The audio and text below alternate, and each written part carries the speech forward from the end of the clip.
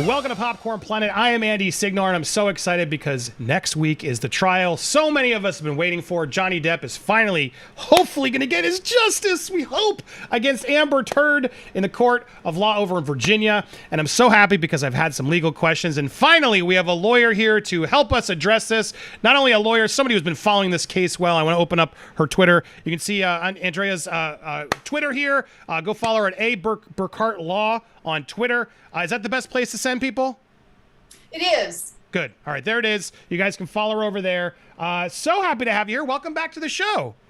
Thank you so much for having me back, Andy. It's a real pleasure. Now, you were here helping us to digest the Britney thing a while back, and she then now has been free. A lot of that's been exposed, and thankfully, but you gave some good insight then, and it was good insight. I thought some people were annoyed, but I thought you gave valid, unbiased insight. And so I'm excited to hear your take on this too, because look, I'm a Johnny fan. I believe he got screwed. I believe what's happening to him isn't right. I've gone through the evidence, etc.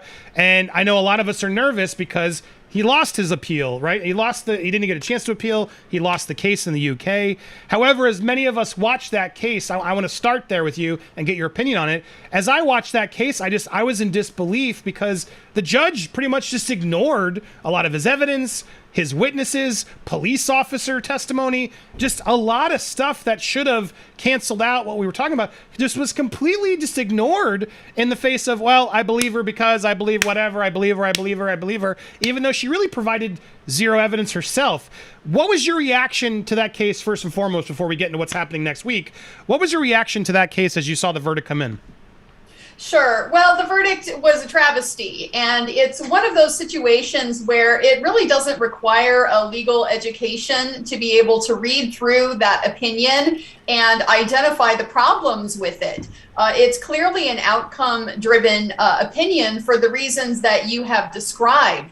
A substantial amount of independent evidence that was completely discounted with no real explanation other than just the fact that he chose to find Amber Heard more credible. But also, two people with formal legal training, there are some real concerning parts of that opinion that run completely contrary to the types of presumptions that we learn about how to treat certain kinds of evidence.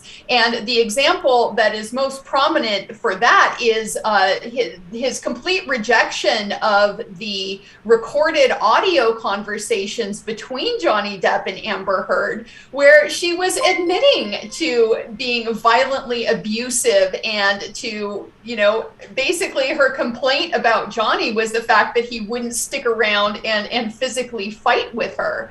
So the judge in the UK basically said, well, because those recordings weren't made under oath, they don't have the kind of credibility that her in-court testimony has. And to anybody who practices law, who has done trials, this is exactly the opposite of the type of reasoning that's normally applied in these situations. We understand that a person testifying in court is self-motivated. They have reasons to color things, to fabricate things that, when you're simply caught out, not with those self-protective motivations at play, that those out-of-court statements under those circumstances do tend to be regarded as a lot more credible. So there were just many things about it to be concerned about from a legal standpoint. However, I think from a factual standpoint, all anybody really needs to do is watch the final day of trial when both Johnny Depp and his team and Amber Heard and her team were leaving the courtroom, when Amber Heard made that little speech she made on the courthouse steps. You can see on their faces that everybody knew exactly how this case went from a factual standpoint. You can see victory on Johnny Depp's team. You can see defeat on Amber Heard and her witnesses. And I expect we're going to see more of that in Virginia. So I'm glad we're on the same page, because it was just so frustrating to watch. And so many people are now using that loss as sort of like, well, see, he's done, he's toast, it's all real. And then they didn't even let him appeal it because they're like, well, I stand by my unjust verdict, so what is there to say? It's just like, it's insane how that court system worked. Now, fast forward now, we have Johnny has a second opportunity here, right? But the difference here is the case itself is really about did she defame him? I want to really focus on, like, what is the charge in question? Because I think there's a lot of conjecture and thoughts, and, well, we're going to prove that she's the one. But the reality is the case at heart is, did Amber defame him, correct? Or can you, what is the actual case that Johnny is seeking in this Virginia case? Yes, that's the bottom line is did she defame him? And so one of the differences here in Virginia compared to the UK is that Johnny is going to have to prove that her statements were false, that when she portrayed herself as being a victim of domestic violence, you know, two years after her divorce from Johnny Depp, in the UK, that is kind of presumed to be false. And so the Sun had the burden of coming in and trying to prove that those allegations were true. That is a different situation in the UK, in Virginia than in the UK. Johnny Depp is going to have to prove that he was not a wife beater. He did not abuse her. Right, and so sorry, my internet's a little wonky for some reason in my browser, but now the big problem being that there is this, there was this anti-SLAP, ironically, this anti-SLAP law that has now come up that Johnny picked Virginia. It seemed, I don't know if that's why, but one of the reasons in choosing Virginia, which is where the publication was based, was they had, you know, softer anti-SLAP rules, and help clarify what that is. Basically, like, you can't have frivolous lawsuits coming out. Is that sort of what does that mean? Yeah, so the SLAP is an acronym. It stands for a strategic lawsuit against public participation. And what it is it's a very specialized type of action that some states have authorized that are essentially recognizing that when you're a rich, powerful, high-profile person, you have the ability potentially to shut up your critics by simply suing them, alleging that they've defamed you. And because the court process itself is so expensive and burdensome, it can be easy for somebody with resources to simply muzzle all even legitimate criticism of them by using the legal process as a weapon. So the anti-SLAP laws are intended to correct for that. And so what they do is they allow defendants at a very early stage of the proceeding to go to court and say, essentially, this is protected speech under the First Amendment to the U.S. Constitution. This is not the type of thing that I can be civilly liable for. And so rather than having to go through an extended court process to be able to get vindication, these anti-SLAP rules have varying degrees of protection that they provide to people to essentially try to get them some type of recourse for lawsuits that arguably should not have been brought.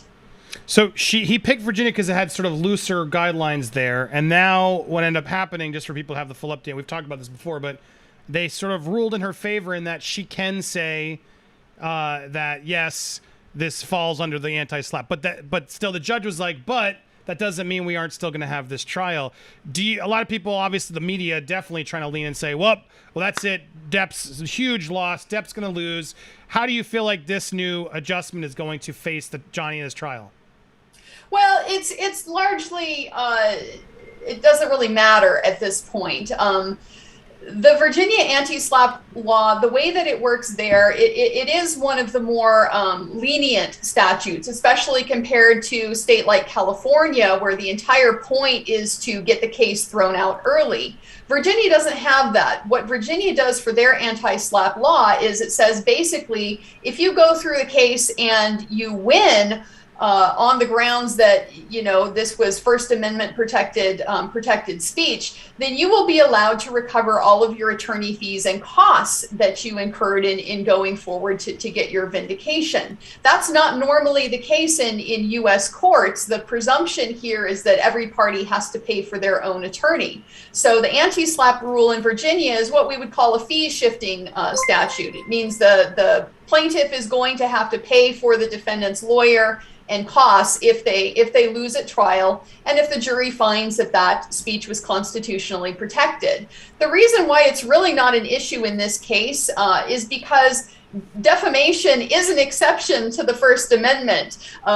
You don't have a free speech right to defame people, even famous people. So there is a pretty good likelihood that however the jury works out their verdict on this primary defamation claim, that's going to be what decides if the speech is First Amendment protected or not, and therefore whether it gets anti-slap protection.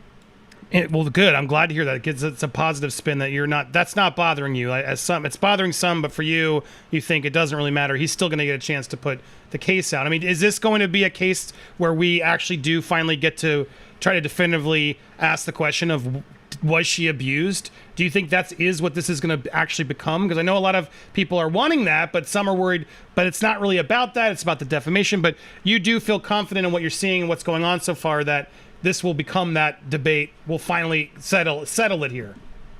Oh, absolutely. And that's because, again, truth is an absolute defense to a defamation claim.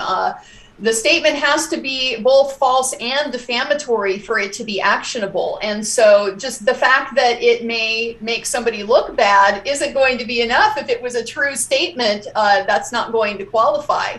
So the truth of those underlying allegations are very much at the heart of this dispute and what this trial is going to be about. Now, the other thing we talked about recently, because I have a lot of questions, but the other issue is that she wasn't providing evidence. She was not doing it within Johnny's clear timetable, which was very spelled out very clearly. And she's just sort of been like, whatever, and given it in the wrong formats, even though all was explicitly written out. How do you think that's going to affect Amber? Is that going to hurt her? A lot of us suspect it could. And now Johnny's put a motion saying, well, now you have to, these are admissible, or at least we're now allowed to say we never could confirm that these were real.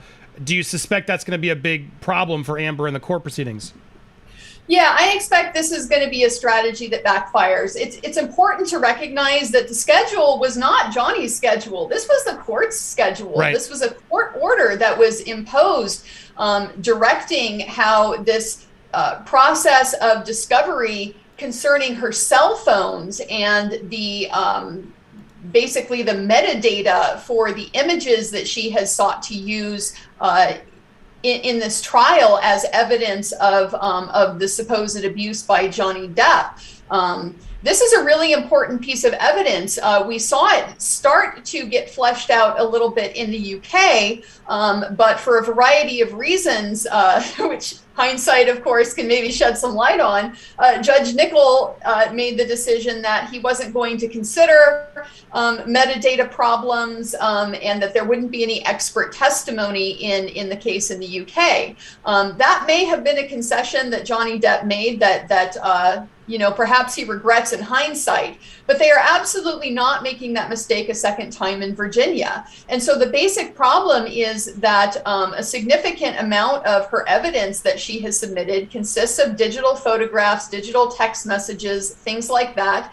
And Johnny has hired forensic experts that have identified there are metadata problems with this evidence. And by metadata, what we mean is the digital information, the signatures that include information about the date when something was taken, the time, the geolocation, whether it's been edited, all types of information like that. So this recent motion is arising from those discrepancies that were significant enough that the Virginia court judge agreed with Johnny Depp that Amber Heard needed to be compelled to turn over her devices so that they could do a greater forensic investigation of this evidence. Amber Heard has apparently resisted that.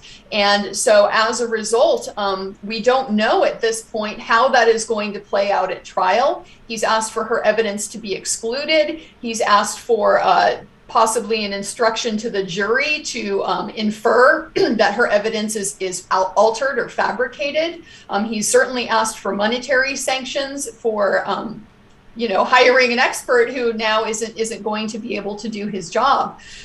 So this is likely to be the type of thing that the judge is going to take very seriously. everybody kind of understands that there is a little bit of gamesmanship that inheres in any type of civil dispute, particularly with the discovery process. But when there is something that is this fundamental to the credibility of a party's case, and when there's a court order, I mean, this has been addressed, it's been decided, and there is apparent contempt of that order, that is not something that tends to make a judge very happy. No, I can't imagine it does. And that's getting to the main thing I want to talk about. Of what are the things that he learned from that UK trial that I can use here? And well said in that, yeah, he didn't fall through on the metadata as hard as he should have, and clearly now not making that same mistake. And that's definitely probably why Amber's like, whatever, they clearly don't care about the metadata, but now they're starting to care about the metadata. Another thing that sort of, I'm curious, can this part help? Look, she's been caught lying so much, right? And we have another example here, like during the case, right? She had two black guys, witness says that was false. Can all of this be used now? Like, can testimony from that trial that was deemed false, like, is that admissible now into setting her credibility and how she, why we can't trust her moving forward in the Virginia trial? Yeah, well, so that was one of the interesting things about her decision to participate in the UK trial in the first place, is because she's now on record as having given sworn testimony about all of these allegations. And so she's now pretty well stuck with that story, because if she changes essentially any detail of them when she testifies in Virginia, that is now her UK testimony is now a prior inconsistent statement. And so that is one of the ways that a witness can be impeached, is you can simply confront them with the fact that under different circumstances, you had something different to say about these allegations than you have to say now in court. So that can be a very devastating way to undermine a witness's credibility in a trial like this. And so the previous trial does still, like, they're allowed to use all that testimony, under oath testimony, to say, well, Amber, in under oath in this UK trial, you said this. That's not something that's like admissible. Well, so it gets complicated because technically everything that was said in the UK is hearsay. We have very different rules in the US for admitting hearsay evidence than they had in the UK. The UK took a very permissive approach. So we saw all kinds of evidence about things that were said other than in the courtroom. So in the United States, we are much more restrictive about letting in those out-of-court statements. They typically have to fall within some type of exception to the hearsay rule.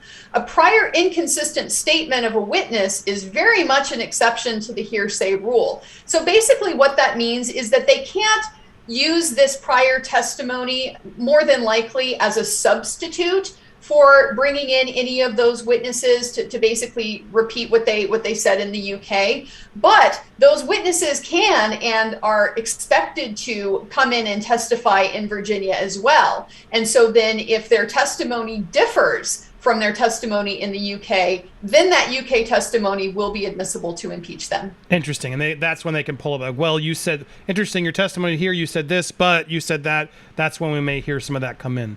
Yes, and you were under oath there and you're under oath now. So in which court did you commit perjury? Right, exactly. And it's really up to, like, this is for the jury at this point. This isn't for the judge. And so a lot of those tactics are going to be really more important this time. Do you think the fact that it's a jury this time is going to help Johnny more than the judge verdict? Oh, very much. The thing with a jury is that the jury deliberations, it's a negotiated process. It's rare that 7 people are going to sit through a trial of this length and, with this volume of evidence and walk back into the deliberation rooms with exactly the same take on everything. So there's very much a push and pull when it comes to coming to a consensus that all of the jurors are going to be able to vote with. So it's very much not like the UK, where one man had the entire power to just decide for himself what he wanted the outcome to be, and then construct his reasoning to support that. A jury is going to require persuasion in order to bring all of them to a consensus. And so in a situation where we've seen so much of this evidence already. We know what to expect. We know how strong the evidence is of Amber Heard's lies. It's just going to be, I believe, much harder for somebody who maybe is sympathetic to her or perhaps politically inclined to agree with her. It's going to be harder for them to persuade more skeptical jurors to go along with that. Yeah, I mean, there's so much to unpack with her, and I imagine that's going to be part of the plan and the narrative to just get the jurors used to her lies and her lack of credibility and the things that she's done. Was the audio submitted on the list? Is the audio allowed to be a portion? Like, are they going to be playing tapes of the audio in this Virginia trial? So the audio, I expect, is going to be admitted again for impeachment purposes. It's another situation where it is technically hearsay evidence. It's a statement that is not. It's made outside of court.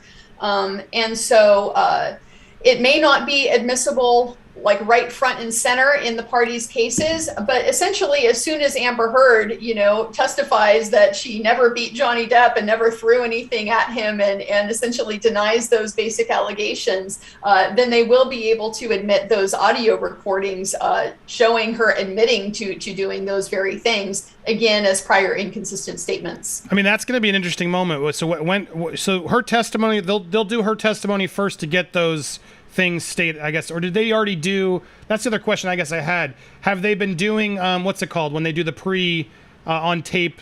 What's that called? The depositions. Thank you. Has she done the deposition? Do we know based on the evidence list and stuff we've seen?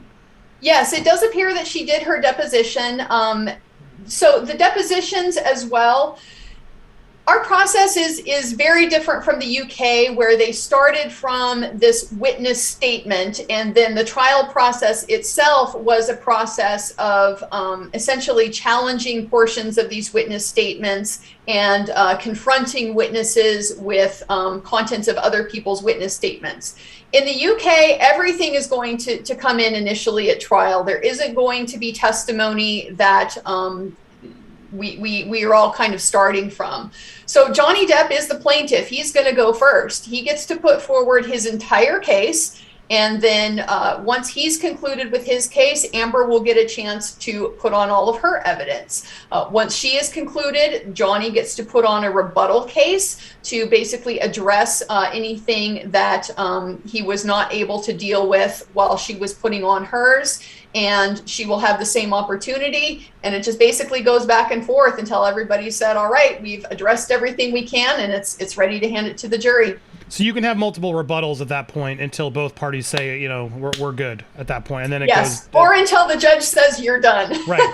Got it. And then so with this timeline, I mean it's a long period, but do you feel like it's long enough? How do you see the time progressing? Because it starts on the 11th, which they're saying is going to be more jury deliberation day. We probably won't get when do you think we'll start getting the feed and the trial actually beginning?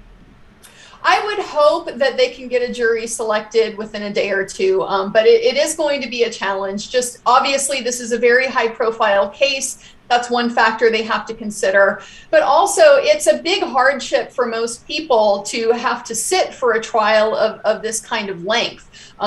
We don't have a rule in the United States where you automatically get, fair compensation for your jury service. I checked actually what it is in Virginia, and I forget exactly now, but it's something like $15 or maybe $25 a day, something like that. So it's really nominal compensation, may not even pay for your cost to park while you're serving as a juror.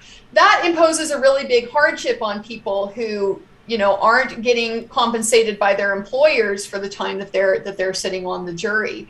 So it's just going to be difficult to find a sufficient number of people that are open-minded about this case, don't know a whole lot about the details, haven't prejudged it one way or the other, and have that flexibility to be able to sit for that long. Yeah, good point. So we'll see, but that'll happen the first day, and by the next day or so, we expect the trial will begin, in which Johnny starts things off. Now, Johnny has some really big lawyers now. Catherine Zeltner's joining the team, etc. Again, are those signs for you that this is not looking good in Amber's favor? Well, I'll tell you what is the biggest sign for me has just been the witness lists, honestly, because we can see from that what a different strategy they are taking from what they took in the UK. You'd asked about the time and is there going to be enough time? The reality is there is never enough time. There's always a process of prioritizing your most important things for trial because you're never going to be able to get it all out. Right, not to, but you also don't want to like bore the jury. I imagine it can be a little too much if you keep putting everybody out there.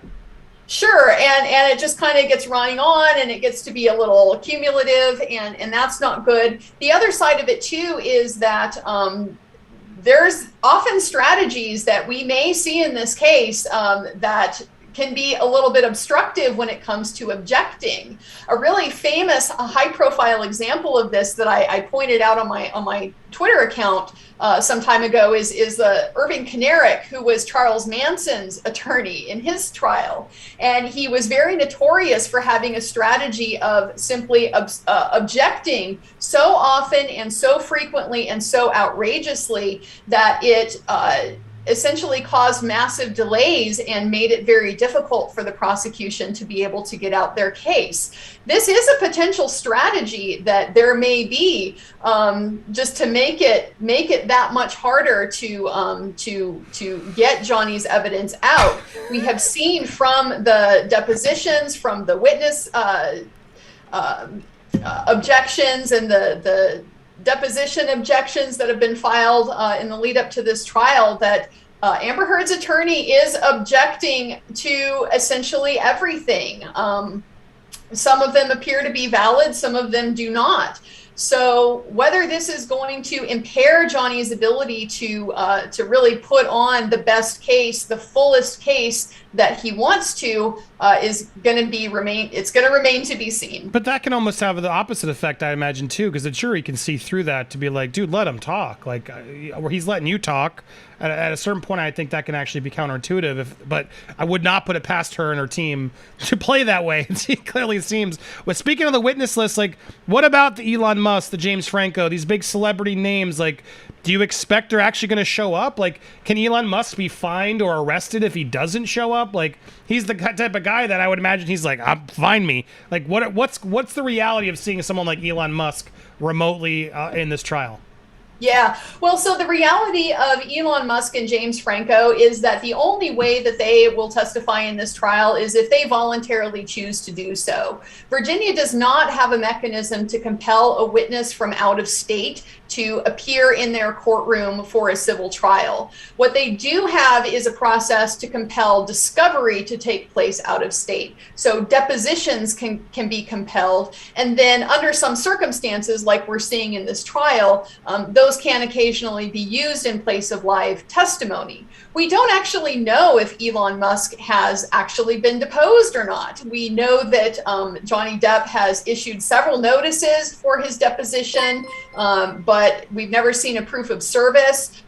So there's been some possible indications that maybe Elon Musk was evading service on those. And there's no punishment to that if he evades it? It's challenging. Yes, there can be ways around it, but it doesn't look at this point like Johnny Depp has pursued those types of avenues against Elon. My suspicion is that if Elon has not already set for his deposition and he is in fact going to show up and testify at this trial, there's just no way that the judge is going to allow that to happen without him having voluntarily submitted ahead of time to questioning by Johnny Depp. Right. So you don't expect a surprise like witness that's coming out to like sort of shock everybody with like, she's lying. This will pretty much be what we expect it to be.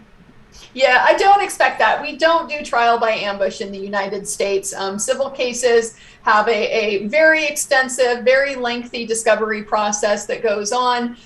Typically, if you don't disclose it within the time frame that the court order requires you to, you're not going to be able to use that at trial. So I'm not expecting any major surprises. I mean, no surprises even beyond this, I guess. Like, what is your expectation of this trial? I mean, it sounds like you are feeling confident for Johnny. What else should we sort of expect as this trial moves forward? Well, I think one of the big differences that we're going to see in this trial is that they have learned that they cannot take anything for granted when it comes to Amber Heard and what she may say to try to wiggle out from the structure of these lies that she's created. We saw in the UK, for example, she had no hesitation when confronted with things like her own doctor's notes to just say, those aren't correct, or those are false, or those were actually about Johnny and not me. And I can imagine that may have caught Johnny Depp's UK lawyers a bit by surprise, because since Amber Heard was just a witness in the UK and not a party, they did not depose her. It's very likely that her UK testimony was the very first time that they had ever talked to her. So they didn't necessarily know what to expect and to know how slippery she was going to be. So Ben Chu knows now. He has learned from the UK. He's learned from his own experience in deposing her. He knows what to expect. So I very much anticipate that when it comes to impeaching Amber Heard, it is going to be systematic. It is going to be repeated. It is not going to be like in the UK, where it was an invitation to her to explain how is your story now? Why is it inconsistent with the stories that you told in the past? Why is it inconsistent with the objective evidence and with what the other witnesses have to say? They are simply going to pile on inconsistency after inconsistency, lie after lie after lie, and it's going to be sweet, massive and glorious impeachment case. Yeah, it's great. You're right, because at this point now she must be sweating this tremendously. I imagine this is not, and she has. Can she not do the?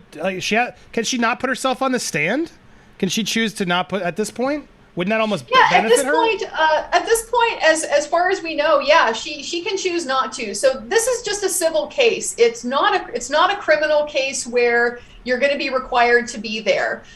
She's not required to be there. She's not required to participate at all. It's just that if she doesn't, it's going to be kind of hard for her to counter what lose. Johnny Depp has to say with his case. So she could theoretically not show up, not testify. There's some question whether Johnny Depp has the power to compel her in to make her testify if he wants to. But practically speaking, it really wouldn't be in his interest in the lawsuit to do that. If she's going to just essentially torpedo her own case and her own defense by not participating, he doesn't have a good incentive to haul her in and force her to have an opportunity to, make up more stuff. Her showing up is sort of proof enough that she's not wanting to defend it and help it. That's almost a guilty verdict, correct? Oh, absolutely. It's what I would consider the equivalent of a default. She may as well have not answered in the very beginning of the case if she's not going to bother to show up and defend it at this point. And when you say impeach the witness, just so we're clear for legal sake, like that's just like impeaching, meaning like her testimony is invalid, so therefore nothing she says can even be used in the jurors' mindsets? Impeaching a witness is the process of showing the jury that this witness lacks credibility. You cannot believe this person. And so impeachment typically deals with evidence and information that calls that witness's credibility into question. It can be all kinds of things. It can be her own inconsistencies. It can be inconsistencies with the objective evidence. It can be inconsistencies with other witnesses' testimony. It can be evidence of her own lies. One thing that I'm looking forward to see is that Virginia allows impeachment by proof of what's called prior unadjudicated perjury, meaning that if they can convince the judge that Amber Heard has committed perjury before, either in Australia, which we saw in the UK case, some evidence of that, or in the UK trial itself, even though she's never been charged or convicted of that, Virginia will potentially allow that to be brought in in order to demonstrate to the jury, this is somebody who has committed perjury. You therefore need to consider their testimony with great skepticism. Now, as we wrap up, and guys, if you have questions, submit them on over, and I'll try and get through them because I want to keep her here too much longer, but appreciate your time here. But that gives it the sort of the biggest question, because coming back to where we started, the charge is, did he defame, right? Did she defame him? And the question is that op-ed piece, right? The op-ed piece, you know, she never mentions him by name. Is there a worry in your mind at all that there could be just a stupid legality slap on the wrist that the jurors are like, look, we don't believe her. We don't like her. It doesn't seem like maybe even anything happened. However, based on what the charge is, we don't believe she did defame him because she doesn't even mention him, yada, yada. She didn't even write it, yada, yada, yada. Is there any version of that you think we might need to be prepared for that could still happen? Sure. I mean, you can never predict what a jury is going to do, and one of the challenges that lawyers always face going into a trial is that by the time you're there, you know the ins and outs of that case so well that you begin to lose perspective on how somebody who is brand new to it is going to see it.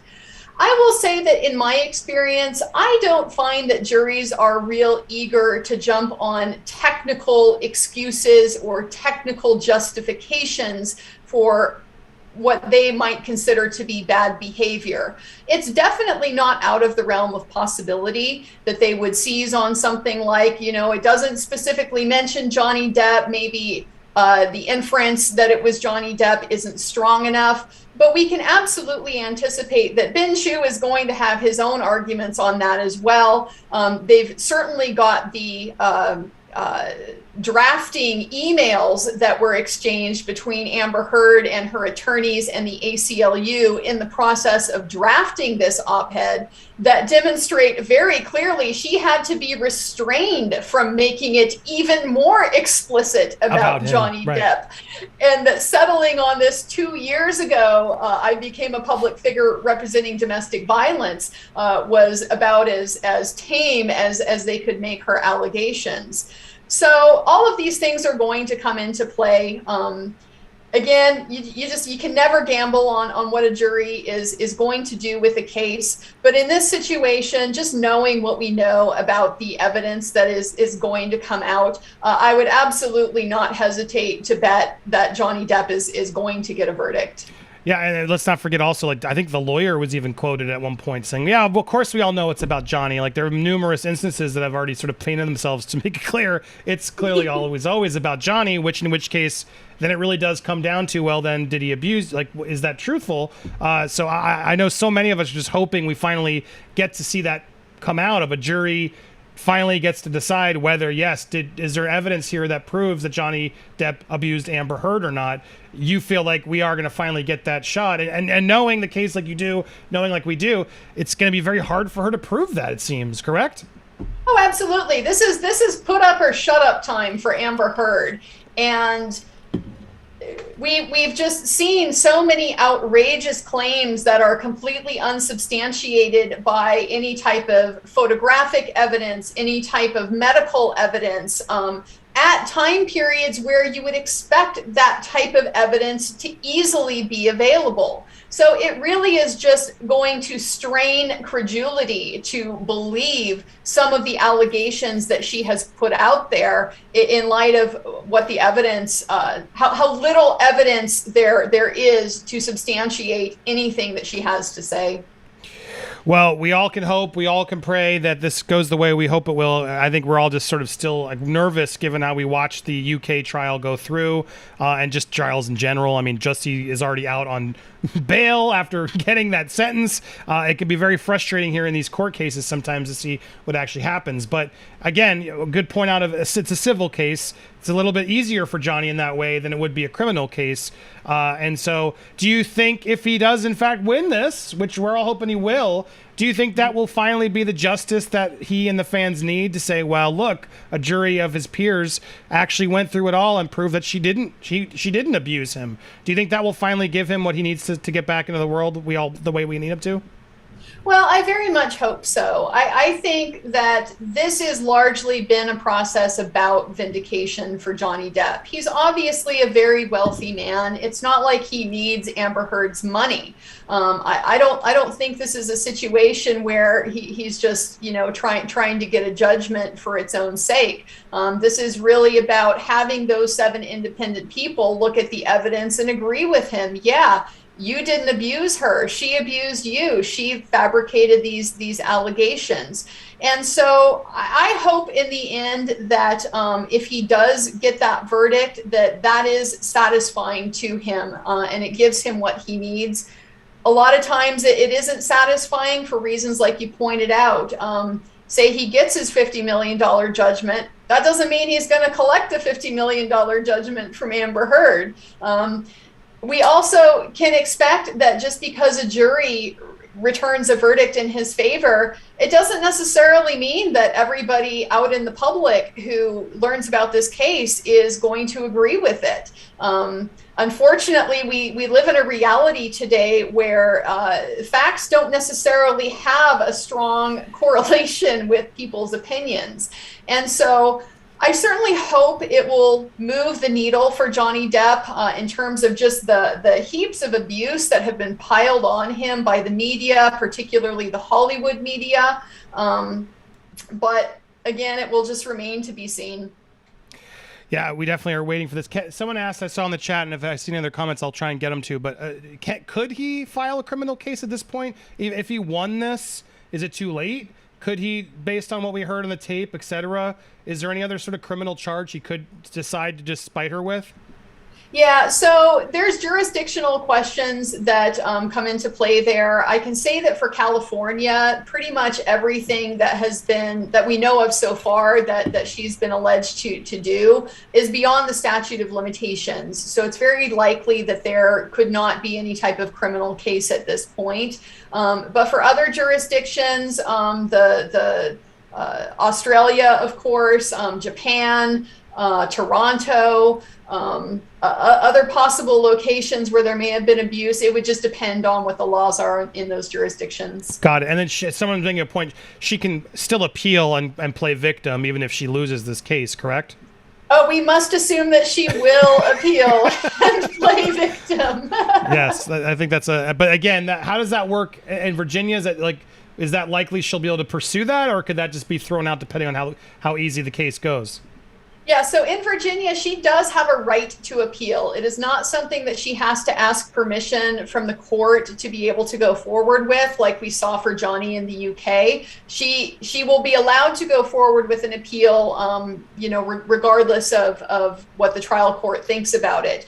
That said, if she's going to get any leeway in her appeal, make any progress with her appeal, she has to have good grounds. So far, what we've seen are judges who have been extremely careful and extremely thorough with their decisions and with their reasoning. There hasn't been anything that jumps out as a real potentially winnable issue for Amber Heard. There are certainly things she's going to argue. She will re-argue the denial of her plea in bar over when she basically tried to get the UK judgment to substitute for having a trial in Virginia in the first place. She'll almost certainly appeal that. There are various other decisions along the way that she may appeal as well. But we just haven't seen anything at this point that looks like a good claim of error that she could hang her hat on. One can hope. And it's bringing back what you sort of already answered, but as I get one more question in here, how do they get the impartial jury? You're right. When you brought that up earlier, it's going to be very hard for that, I imagine, to happen. What do you think they're going to do? Could that be harder? Or at a certain point, do they just sort of have to deal with who they get in there? I mean, they'll find people, I imagine. And I imagine some of those people are going to be undercover agents, maybe even trying to play unbiased, even though they say they don't. I mean, what do you suspect will happen in that jury selection pool? Because that is the first thing we're going to get here on April 11th, correct? Yeah, so jury selection will start the trial. And so the way that jury selection works is that there are a random pool of people in Fairfax County, Virginia, who live there, who are going to be summoned in for this particular hearing. They're probably going to summon in a lot of people for those reasons we've already talked about, needing to find enough that haven't heard about the case and enough that are going to be able to sit through a 6-week trial. So it is all going to be residents of Fairfax County. That does limit a little bit the ability to, plant sleeper jurors or things like that in the jury pool. The selection process itself involves both a court questioning and attorney questioning. Virginia allows what's called voir dire, which is where the attorneys basically get to talk to the juries about essentially, the goal is to make sure that they are qualified to sit, that they are not bringing in any type of bias that might, in light of what the issues are going to be at trial, affect their view of the evidence and their fairness to the parties. So it's a great opportunity for the attorneys to really get to know who these jurors are and how they think. They may be asking them questions about their own experiences with domestic violence, their views about the Me Too movement and false accusations, and have they seen the movie Gone Girl? Right. Just an opportunity to really flesh out what are your knee-jerk reactions to hearing these types of facts.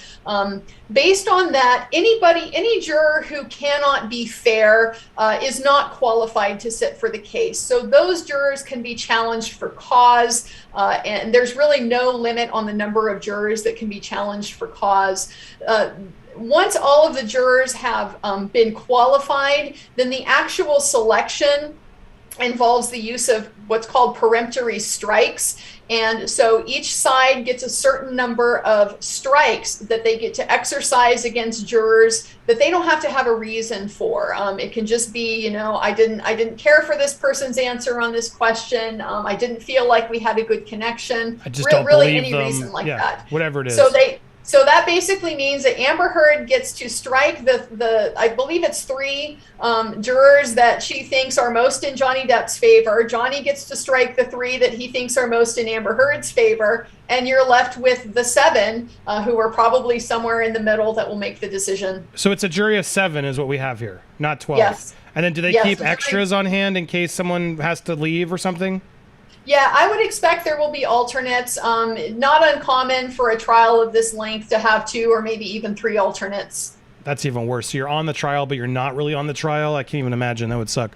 Well, and so sometimes what judges will do is they won't tell you ahead of time who the alternates are. And smart. I prefer that system myself. Yeah. They'll just, so everybody sits through, and then at the end of the evidence, they will literally pull names out of a hat, and those are the alternates that you get. That's a way better way to go, because then everyone feels invested. But man, what a bummer for the ones who got invested and don't get to have a voice on it. Well, this was fantastic. Any final thoughts or things you want to add as we wrap this segment up? We got lots more to talk about in the live show here, but any other parting words you want to add on what you think will happen, your guesses, your estimate? Well, I'm just really looking forward to this finally coming to fruition. I have a massive amount of confidence in Ben Chu. I've been watching how he has litigated this case from the very beginning. He has been a firm captain of the ship. I think that Johnny Depp has really lucked out with his lead attorney. And so I am confident that they have a very good case. They have prepared it well, and they're ready for what's coming, and I can't wait to see it. And as you said, they've been able to use the UK loss in a way to help their favor and really knowing how to deal with the slippery Amber, as well as get the metadata and other things through. So very exciting to hear that, and very grateful to hear Andrea's perspective here. Guys, if you like that, she'll be, I'm sure, tweeting throughout, and I hope we can get you back during the trial. We'll be doing trial coverage all day. You're welcome anytime, of course, and then I'd love to get you on some of our recaps afterwards as well. But if you want to follow her in the meanwhile, make sure to go over to Twitter to Burkhart Law and check her out there, and she'll be giving you updates. So wonderful having you back, and I hope we get to have you back soon. Thanks, Andy. I look forward to it. Love having you. It's so good to have her here. Enjoy your day. Everybody, if you're watching live, don't go anywhere. I'm just clipping this for the sake of YouTube so we can have this shorter for everybody else. We got so much to go through in the live show, so don't go anywhere. Andrea, thanks again for being here. Thanks, Andy. See you later.